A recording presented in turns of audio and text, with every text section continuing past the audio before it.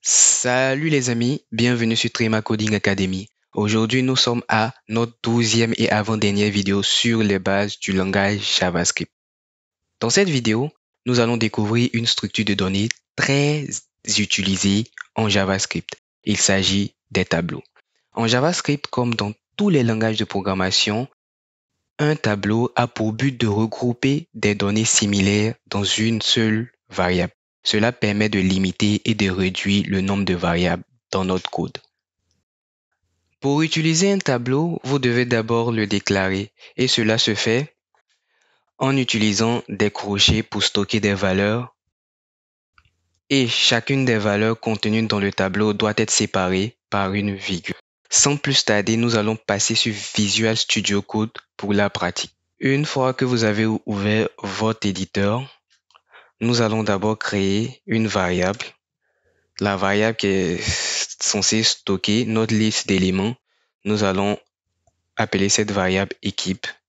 Et comme je l'ai dit précédemment, pour déclarer, nous allons utiliser un crochet, des crochets plutôt. Maintenant, à l'intérieur de ces crochets, vu que notre variable se nomme équipe, nous allons mettre à l'intérieur des équipes de foot.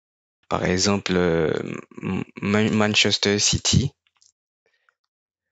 Ensuite, Barcelone. Ensuite, Paris.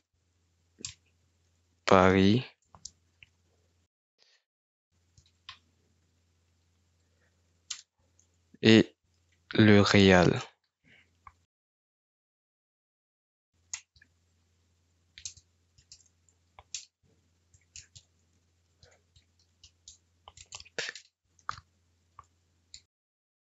Une fois que cela est fait, nous allons loguer cette variable.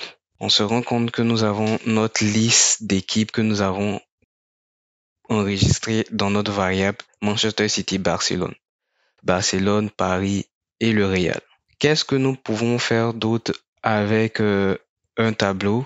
Nous avons la possibilité de compter le nombre d'éléments présents dans le tableau. Pour cela, il existe une fonction propre au tableau appelée length. On va réutiliser notre même variable équipe.length. On enregistre et nous avons 4 éléments dans le tableau. Maintenant, vous vous demandez comment est-ce que on peut ajouter dans ce tableau. Pour ce faire, nous allons utiliser la variable équipe et la fonction push propre au tableau en JavaScript, mais insérer le nom de l'équipe. Par exemple, nous allons insérer l'équipe Arsenal,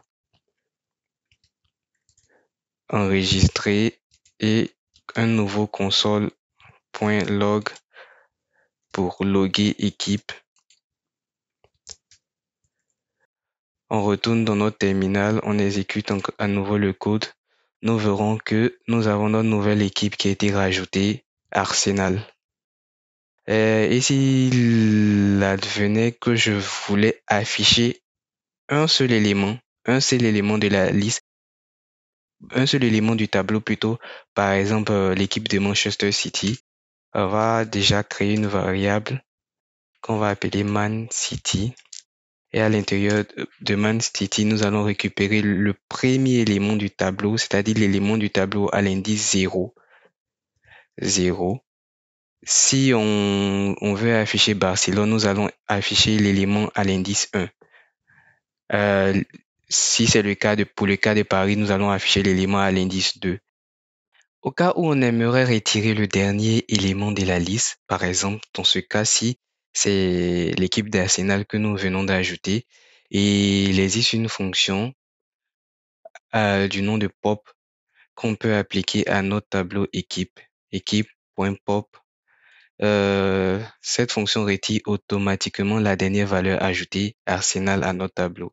Donc, console.log pour vérifier le résultat.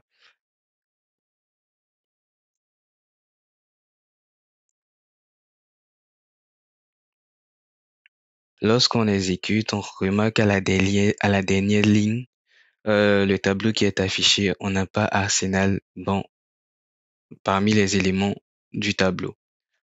Je pense que vous vous en doutez, il existe bel et bien plusieurs autres fonctions du même type que pop, putsch et length que vous pouvez utiliser pour manipuler les tableaux.